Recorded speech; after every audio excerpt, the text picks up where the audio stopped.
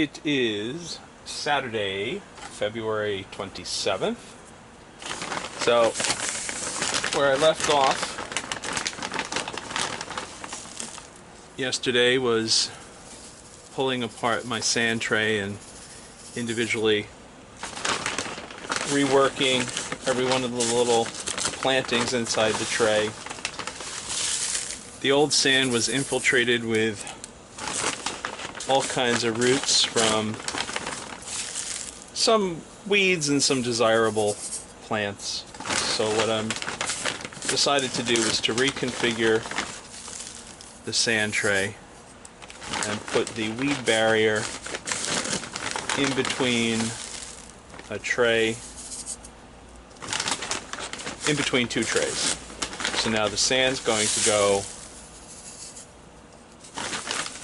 into a flat on top of which is sitting on top of the weed barrier, which is inside another flat. Now I'm reusing tired old flats, so one of them is broken, which is why there are two layers on the bottom, and I'm putting a new layer of sand, and then I will arrange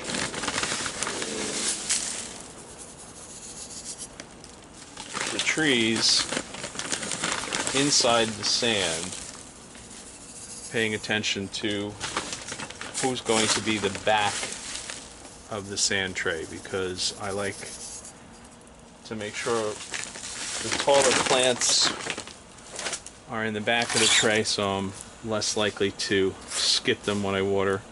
Although I am quite capable of missing them even when I arrange them the way I want. So this is a little guy I had worked the other week. I think you guys may have seen it.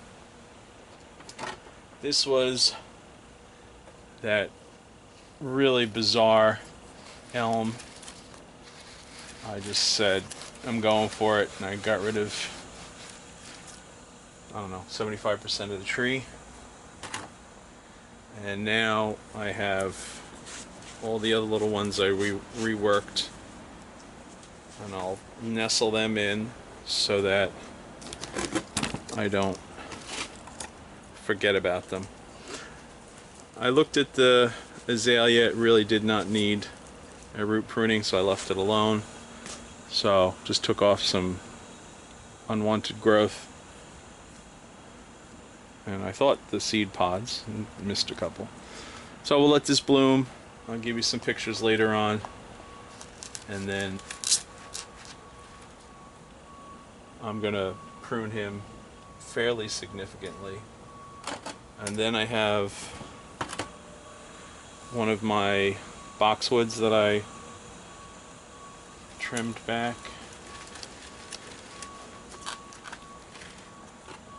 and this was the boxwood that was in that tiny little purple pot. It was just not making me happy, so I reburied it, changed the angle on the tree.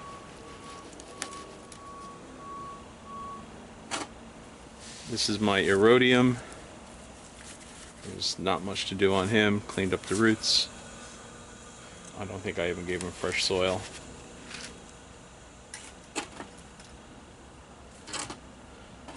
I took the pot that had the boxwood in it and reused it for a dwarf mondo. Did a little reconfiguring of one of those little crazy elms. Reworked this one, rose them up in the pot a little bit. Still conflicted about what I want to do as the front, but this is the front for now.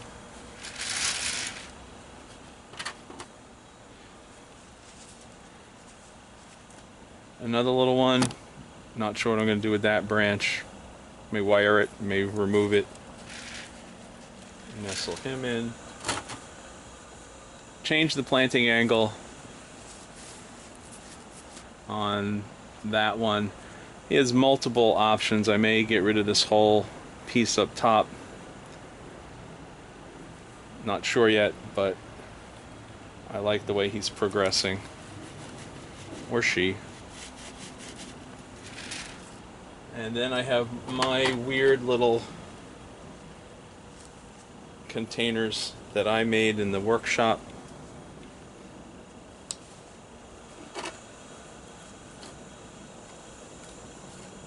This was the source for the Mondo.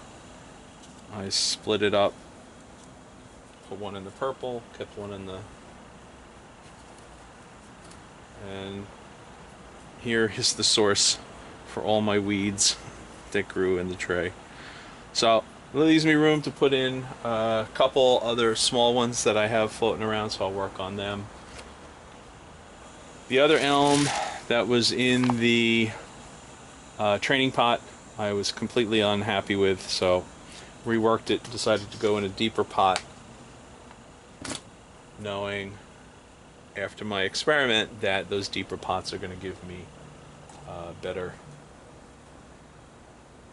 growth. So azaleas need organic fertilizer. This is one of my fertilizer cakes that I made. You can go check out my video on how to make the fertilizer cubes. I'm going to put a little bit around him. I really don't like to handle this barehanded, but I'm being lazy. So that will feed those trees probably for a good chunk of the year. And then what I'm going to try and do is something kind of silly. I'm going to take some pellets of Osmocote and place them on the surface of the soil. How much nutrition this is giving me versus what's in the soil, I have no idea, but it amuses me. Everything's sticky. So let's see if we can put 1 or 2 pellets. This is supposed to be a no burn version of Osmocote, so we'll see. If it burns my selaginella, then I'll know they were fibbing.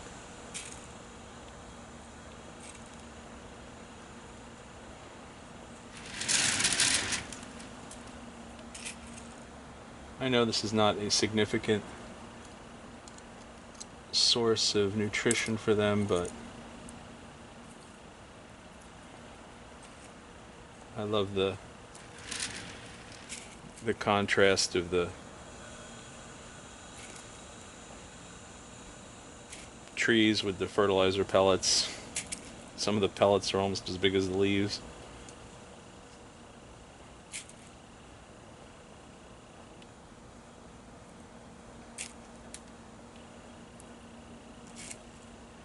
Now this is 15% nitrogen, so that number is measured by weight, so I don't think I'm at risk of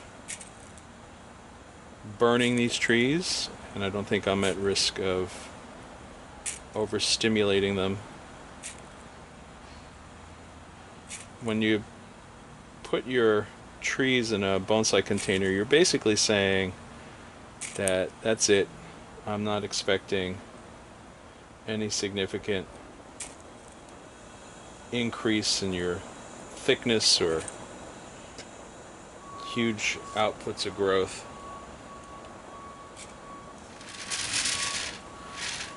So I'm not panicked about putting the Osmocote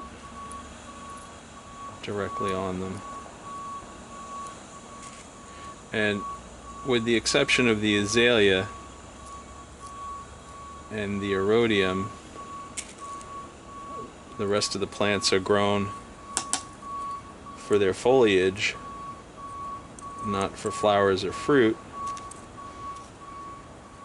So the high nitrogen is okay in my book. But with such a tiny amount of fertilizer, I don't foresee a huge explosion of growth. And even if you use a high dose, a high nitrogen fertilizer, you can limit the impact by not using it full strength. So if the directions say a tablespoon in a gallon of water, use half a tablespoon or a quarter tablespoon.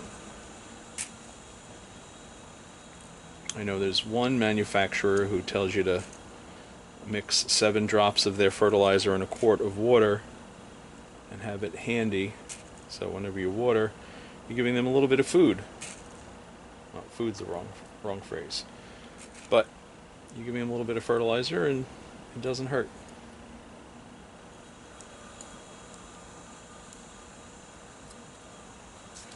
Okay, a couple more. Trying to put a round pellet on a mound of soil is a challenge. I do not want to stay in place. Come back here. There we go. Alright, a couple more, and we'll water these guys in. And what you do every morning, and then sometimes again in the afternoon, you water everything. You water the trees, you water the tray, and as you saw, they will issue roots into the sand, chasing water. So don't be afraid. Water everything.